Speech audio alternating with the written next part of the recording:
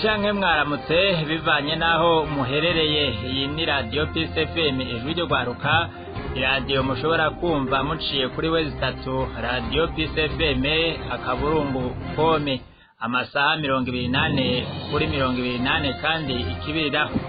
Aya makuru kandi mushobora no kuyasanga ku rubuga rwa YouTube wanditse jambo Radio Peace FM ijwi ryo gwaruka. Turi kwigenekezo rya 24 ruheshi umwaka wa 2024. Amakuru twabateguriye akaba hane nashamikiye kuri zino ngingo.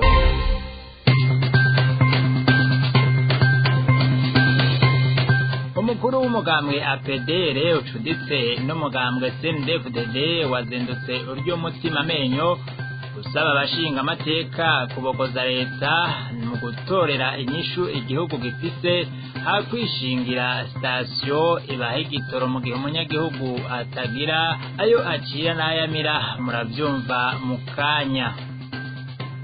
Guillaume Bunyoni yahoze ari umushikiranganje wa mbere abandanya kwerekana ingufu zidasanzwe n'ahari mwibohero z'abanyororo. Bunyoni yahora yambara zafatanywe umugore wiwe azitahanye mwisakoshi zikaba zaciye ziturikwa n'utwaye ibohero ni mukanya.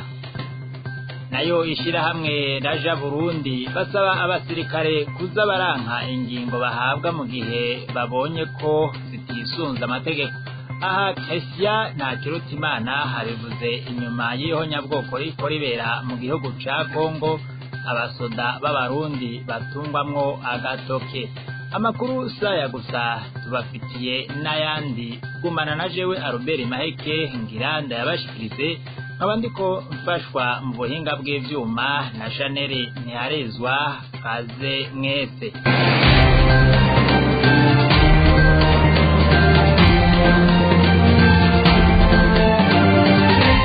Radio Peace FM.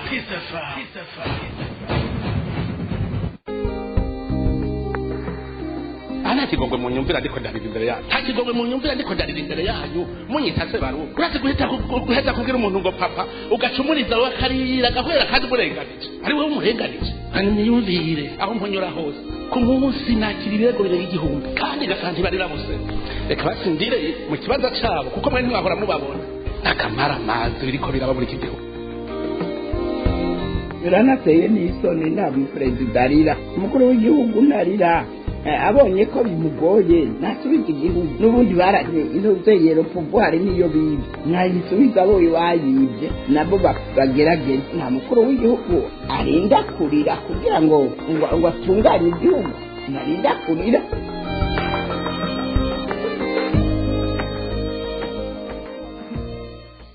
Aya makuru tuyahere mu butungane kuwa gatanu w'indwi yahera igenekezo rya 14 Rusama umwaka wa 2024 haradutse ingorane mwibohero rikuru rya Gitega, aho wahoze ari umuranganje wa mbere akarongora n'igipolisi cy'u Burundi Guillaume Bunyoni afungiwe kuva muri Mukakaro umwaka wa 2023.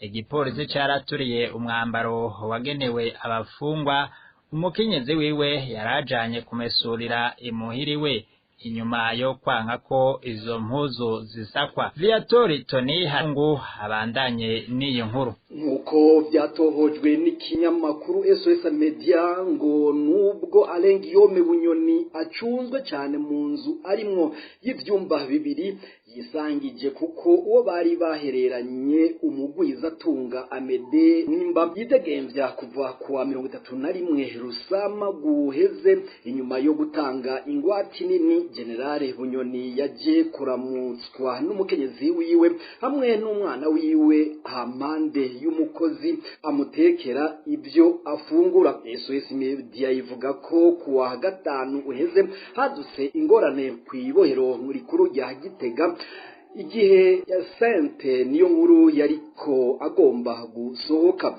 Nkuko bisanzwe umupolisi w'umukenyezi ajejwe kumusaka imbere yo gusohoka ibohero yari ku bwinjiriro bukuru bw'iryo bohero. Amaze kumusaka yasanze umukenyezi wa Bunyoni afise umwambaro w'abafungwa mu gasakoshi kiwe. Uwo mukenyezi wa Bunyoni yaranse guha izo mpuzu uwo mupolisi, ivyatumye haba uruhagarara. icegera c'urongoye ibohero yarahamagawe ariko yaciye urubanza ko izo mpuzu zitegerezwa kuguma mu ibohero zitajanwa hanze. Yasente yagumye aho nyene gushika umuyobozi w'ibohero aje. Uwo mukenyezi arongoye ibohero amaze kuza yabajije ibibazo vyinshi kubw'amasoko ya SOS Media. Bimwe mu vyo yabajijwe n'impamvu yateye umufasoni wa Bunyoni gusohokana umwambaro w'umufungwa, anamubaza nimba yoba yamusigiye uwundi mwambaro ashobora kwambara mu gihe vyoshika agasohoka aja kuburana canke akaja kwivuza. Yasente niyo nkuru yishuye atakudidinganya kandi ashize amanga ko izo mpuzu aribo baziguriye ko bazifise ko uburenganzira. Uwo muyobozi w'ibohero nabo bakorana baciye basaba umukenyezi wa Bunyoni kubaha uwo mwambaro kugira ngo ubikwe mu biro kwa Josiane Nishimwe arongoye ibohero, ariko uwo mukenyezi wa Bunyoni yaranse. Yamara abakozi b'ibohero rikuru rya Gitega baruhiye guturira uwo mwambaro aho nyene. Ibi bikavugwa n'ababibonye bakanibaza impamvu yashimangira kugira ngo atahane iyo myambaro muhira mu gihe zashobora kumesurirwa mu ibohero. Uwo mufungwa ateye ubwoba kandi acunzwe cyane mu Burundi, aba wenyene mu kumba k'imiryango itatu. Imfunguzo zitandatu z'ico cumba zicunzwe n'urongoye igipolisi muri iyo ntara, urongoye igendereza n'umuyobozi w'ibohero, ariko ivyo bikaba bitabuza uwo yahoze ari umuroberi kuronka itelefone. Imbere yo kubona umugabo wiwe kuri uwo wa gatanu uheze, hari yindi ngorane yari yarabaye. Yasente niyo nkuru yararindiriye umwanya muremure. Mu bisanzwe yategerezwa gusakwa n'umupolisi kazi w'ipete ritoyi, ariko yaranse avuga ko atohirahira ngo amukore ko adakaravye. Uwo mupolisi kazi yaciye agenda ntiyagaruka. Mu nyuma niho haza umwe mu bandi kugira ngo akore ico gikorwa. Ni nyuma yaho haheze imisi uharanira agateka kazi na muntu Pacifique Ninazwe ubu ari mu buhungiro yanditse ko hari iyindi ngorane yari yabaye aho muri iryo bohero rya Gitega, aho umwe mu bigeme ba Bunyoni yaraje kumuramutsa. Joy Akimana akaba yari yategetswe kwambura impuzu zose imbere yuko aja kuraba umuvyeyi wiwe kuwa 22 Rusama guheze. Alengiyome Bunyoni yaciriwe gufungwa ubuzima bwiwe bwose muri Kigarama umwaka w'2023 aruciriwe n'umucamanza wa mbere wa sentare na inyuzwa y'u Burundi. Yarunguruje urubanza muri iyo sentare nyene kuwa 28 Rusama guheze. Imborano zarasozerewe. Urongoye sentare na inyuzwa Emmanuel Gateretse yamenyesheje ko ingingo y'abacamanza izomenyeshwa mu kiringo tarenga ukwezi kumwe nk'uko biri mu gitabo kigenga ingene imanza zitohozwa kandi zicibwa mu Burundi. Viatori Tone Aragiramungu, ndagushimire. Muri ico gisata nyene intambara ibandanya guhekura abarundi muri Republika Iharanira Intwaro Rusange ya Kongo. Abasirikare b'abarundi barungikwa kugwana ku nguvu, mbere bakanasiga ubuzima mw'ishirahamwe Rassemblement des Juristes en Action Burundi Raja Burundi. Mumfunyapfunyo babona ko ambavu yo kugwa muri izo ngwano yongera ko gukora ivyaha byo guhonya ubwoko byabo mu bwoko bw'abatutsi baba muri ico gihugu ca Kongo. Kurikira Christian Hakirutimana arongoye iryo shirahamwe. Mu runani rw'abanyamategeko Rassemblement des Juristes en Action Burundi Raja Burundi, twagomba tuvuge ku bintu bijanye n'intambara yo muri Kongo nkuko duhengeshanya kubivuga. Uburundi buguma burungika abasoda kugwana muri Kongo mu ntambara atanyungu nimwe abarundi babifisemo. Hejuru rero yuko atanyungu nimwe babifisemo, nta kindi turemanga neza yuko atakindi kibajana atari kuja gukora ihonyabwoko ry'abanyamurenge y'abatutsi bo muri Kongo, bafatanya na FDLR, bafatanya n'abamayimayi, bafatanya n'abantu bose bagomba gukora ihonyabwoko. Rero twagomba dukeze bive ku mutima abasoda barya umutima amenyo bakanka kuja gukoreshwa iryo bara bakanka kuja gukoreshwa ayo mabi y'agahomerabunwa abo mabi y'ihonyabwoko ikibabaje turumva neza yuko harimo abo baca batahana bamwe bakaja kubica ngo kubera base gukora ihonyabwoko babatumye abandi bakaja akabafunga bakabatoteza bakabaturubika bakabarya umutima rero twagomba dukeza abasirikare barya umutima amenyo bakanka kubera ejo aho bukera intayi izosasa ko kuri leta y'u Burundi ibazwe ibibazo byose amabi yose iriko irakora nayo yakoze mu Burundi hejuru yayo yakoze mu Burundi ubu itandukiriye Kongo intambara bagomba bagire y'akarere twagomba dumenyeshe abasirikare ntibihebure nta Kirutimana agatera intege abo basirikare ko bafise uburenganzira bwo kwanka ivyo batumwe kandi ko haba hari amategeko abakingira mu Burundi naho adakurikizwa n'ubunyene tumwumviriza amategeko ararekura neza yuko iyo umukuru wawe aguhaye itegeko riboneka neza yuko rikimbere kubiri n'amategeko urafise ububasha bwo kuryanka mugabo mu Burundi byo kwanka amategeko ibyo gukurikiza amategeko biragoye turifatanya nabo tukerekana mpo dufise ingene amategeko atagikora mugabo amategeko arahari ni meza mugabo ntakurikizwa itegeko ribaho uburenganzira abavuga yuko hari ikintu bita la théorie de la baïonnette intelligente bisigura yuko umusirikare n'imbere y'itegeko riboneka neza yuko riciye kubiri n'amategeko uryanka neza ukaryanka ukarisigura n'umukuru wawe mugabo mu gisoda barababwira ngo hari ibintu bavuga ngo exécuter d'abord ngo réclamation après ibyo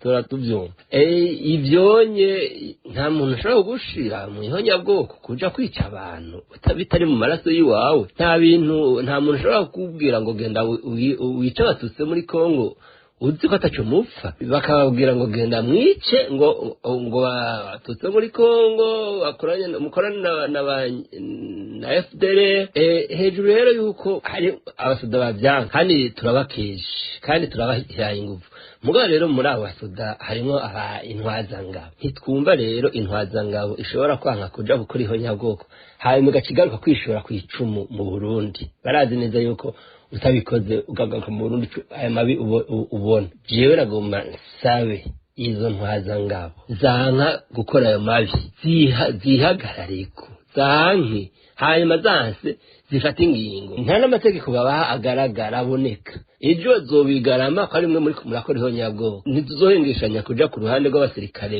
banka kuja gukora ayo mabi kubera ejo bizogaruka ibyo rero mwitegure neza yuko iyo leta ibatuma kuja gukora ayo mabi izobigarama Christiana Kirutimana arongoye ishirahamwe Raja Burundi mu vya politike naho station yagenewe inama nshingamateka iriho ni nyuma yaho umugambwe ya PDR watangaje kuri wa 24 ruheshi umwaka wa 2024 ko waguye mu gahundwe wumvise ko abashinga amateka baronkejwe station yabagenewe banwesha ko ibitoro bonyene ni mugihe abanyagihugu bo bahanzwe n'ubukene bw'ico gitoro nayo mu nama nshinga amateka bamenyesha ko iyo station iriko irubakwa ariko itaratangura gutanga ico gitoro bibutse ko kuwa 28 Kigarama umwaka wa 2023 hari umushinga amateka yari yasabye ko boronswa station itanga igitoro ku bashinga amateka gusa kuko ngo iminigano iri ku murongo bivuye n'ubukene bwaco yatuma birangira benshi ataco barose nayo nk'uko vyashinzwe ku rubuga rw'umugambwe ya PDR bakabona ko ahubwo abashinga amateka bari bakwiye kwiga uko bobogoza leta yo iteza ivyo bibazo hakurya abanyagihugu vyitwa ko baserukira mu bijanye n'ubutunzi hari ingingo 13 zofasha kugira Uburundi bushikire imbona kazoza y'ibihumbi 2040 n'ibihumbi 2060 izo ngingo zikaba zarashikirijwe zongera zishirwa ahabona n'ishiramwe gishinze kurwanya no kurya ibiturire n'isesagurwa ry'ubutunzi bw'igihugu Orikome hari mu mpera ziyinga twaraye turangije iyi nkuru tuyibaza Jeanne d'Arc Gikundiro. nk'uko vyashikirijwe na Gabriel Rufyiri arongoye ishirahamwe Oricom, ingingo ya mbere niyo kwerekana intumbero y'ubutunzi kugira ivyivugo nka leta mvyeyi, leta nkozi, umunwa wose uronka icurya, umufuko wose uronka amafaranga bibukuri. Ingingo ya kabiri niyo gushira habona igitabo cerekana intwaro ibereye no kugwanya ibiturire. Ingingo ya gatatu kureka kwerekana ko abasoda n'abapolisi aribo bafata ingingo mu bisata nka vyose, naho babishoboye bohava bibagira akazi kabo ka mbere ko gukingira imbibe z'igihugu n'umutekano. Ingingo ya kane ubutunzi bwa leta bureke kwisunga imigambwe. Ingingo ya gatanu gutandukanya ubuzi bw'imigambwe n'ubuzi bw'abahinga. Ingingo ya gatandatu kubuza abari muri leta gukora urudandazwa. Ingingo y'indwi guha akazi abagabo n'abapfasoni bashoboye kandi mu bibanza bashoboye. Ingingo y'umunani kurondera abahinga b'abarundi n'abanyamahanga baja mu bisata biteza imbere igihugu. Ingingo y'icenda gutanguza ibiganiro vyugururiwe bose kugira haganirwe ivyokorwa haboneke iterambere rirama. Ingingo y'icumi kunywanisha abarundi harimwo abagize leta, abikorera ivyabo, abaharanira agateka kazina muntu, abafungwa n'impunzi ziri hanze y'igihugu kugira haboneke ituze n'iterambere. Ingingo y'icumi na rimwe kurekera abantu uburenganzira bwabo bakavuga, bakagira amanama, bakagira n'imyiyerekano, niho leta izomenya ivyo abanyagihugu biyumvira. Ingingo ya cumi na kabiri gusubiramwo igisata c'ubutungane kugira bikunde abanyamitahe b'abanyamahanga bagirira icizere igihugu. Ingingo ya cumi na gatatu gutunganya amatora ku mugaragaro arimwo bose, yizigiwe na bose, yemerwa na bose. Ivyo bikaba vyashikirijwe na Gabriel Rufyiri arongoye ishirahamwe gishinze kugwanya igiturire no gusesagura amatungo ya leta Oricom mu kiganiro yahaye abamenyesha makuru hari muri indwi iheze i Bujumbura. Ni mu gihe iryo shirahamwe ryari riramutse ryerekana ivyaranze imyaka 4 umukuru w'igihugu Evariste Ndayishimiye amaze arongoye igihugu. Ishirahamwe Oricom rikabona ko ivyo bigiye mu ngiro umukuru w'igihugu azoba ashikanye igihugu ku iterambere. Jeanne d'Arc Gikundiro urakenuye. Harabaye inama ku mugwa mukuru w'ubudandaji Bujumbura mu mpera z'indwi twaraye turangeje. Iyo nama ikaba yari yateguwe n'ishirahamwe gishinze gukangurira abarundi guhindura ingendo ibaganisha ku iterambere rirama Parseme. Ikaba yari yanatumiye n'ayandi mashirahamwe. Bimwe mu vyavuye muri iyo nama ukaba harimwo gusaba ko ibanki nkuru y'igihugu itobandanya gutwarirwa mu biro vy'umukuru w'igihugu. Muri iyo nama kandi Ndikumana Faustin arongoye Parseme akaba yasavye Evariste Ndayishimiye kubaza amayeri leta yakoresha igihe Uburundi bwari mu magume bugaharirwa ivomo.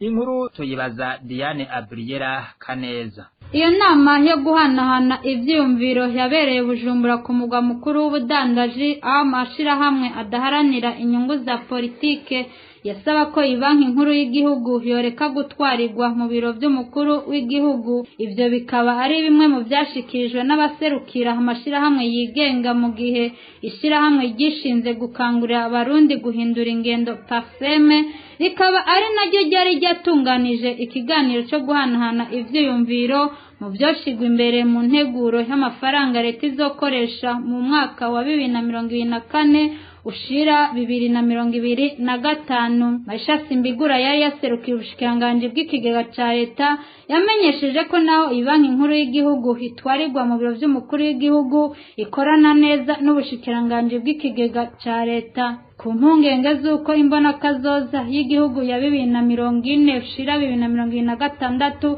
itazoshoboka bihweje ibibazo biri mu gihugu muri iki gihe. Uwaserukiye ubushikiranganji bw'ikigega ca leta Maisha Simbigura yamenyesheje ko bizokunda kuko ubu baracari mu ntango, nayo ibizoba byagoranye bizoboneka nyuma yo gusuzuma uko uwo mugambi uzoba uriko urashigwa mu ngiro maze ivyo bizoba byagoranye bizoce bihinyanyugwa. Faustin Ndikumana arongoye Parseme yasavye ko leta yobaza batwaye igihugu mu gihe c'amagume ubuhinga bakoresheje kugira ivyankenerwa bigume biboneka mu gihe Uburundi bwari bwahariwe ivomo. Asaba abashikiranganji gushira ahabona imigambi biyemeje kurangura kugira abanyagihugu bayibone. Tubamenyesha kandi ko igihugu c'u Burundi gifise amanota ubusa mu bijanye no kugisha inama abanyagihugu imbere yuko bafata ingingo. Diane Abriera Kaneza akaba yimenyereza kuri Radio Peace FM ijwi ry'ugwaruka. Mu gusozera aya makuru mu ntara ya Rumonge haribonekeza ubukene bw'indagara zumye inyuma yaho n'izahora ziva mu gihugu ca Tanzania zahagaritswe haraheza amezi 8 zitinjira. Ubwo buragara cyane iyo umuntu ashitse mu kibanza cyahora kigurishirizwamwo indagara kiri mu isoko nkuru ya Rumonge. Kuri uyu wa 24 ruhesha umwaka w'2024 bamwe mu badandaza bari batonze ku kazi ariko badafise ico badandaza. Amwe mu mameza yahora akoreshwa haragaragara hayandi akoreshwa mu gutereka amafi mato mato arobwa mu kiyaga ca Victoria bakunze kwita Mwanza. Abadandaza bamenyesha ko iyo bagiye ku kivuko indagara zitakiboneka ku rugero rushimishije. Ivyo rero bo bituma uronse izo yanikira agurisha ku giciro co hejuru kuko nawe aba yazirose zimuzimvye. Ikiro c'indagara zumye ubu ikaba kirenza amafaranga 100 amafaranga y'amarundi mu isoko rya Rumonge, mu gihe iyo ziboneka zagurwa ayari munsi y'50. Umwe mu bahora bihereza indagara twahuriye mu isoko yatumenyeje ko kubera igiciro cazo kiri hejuru yahisemwo guhindura imboga aho ubu asuma inyama zigugwe 13 ku kiro n'ibiharage eka n'ibindi. Abadandaza na bamwe mu basumyi barabaza ko ihagarikwa ry'uburovyi mu kiyaga ca Tanganyika ku ruhande rwa Tanzania kuva mu kwezi kwa Rusama umwaka wa 2024 navyo biri mu bituma indagara zibura ku isoko kuko igice kitari gito cava muri ico gihugu. Tubajije mu kigo Obere ishami rya Rumonge bavuga ko haheze amezi yababa 8 ata mizigo y'indagara iri kwiracishwa ku kivugo ca Rumonge. Nino ngaha nyene dusozereye amakuru twari twabateguriye. Mwakoze mwese mwayakurikiranye kuva mu ntango zayo.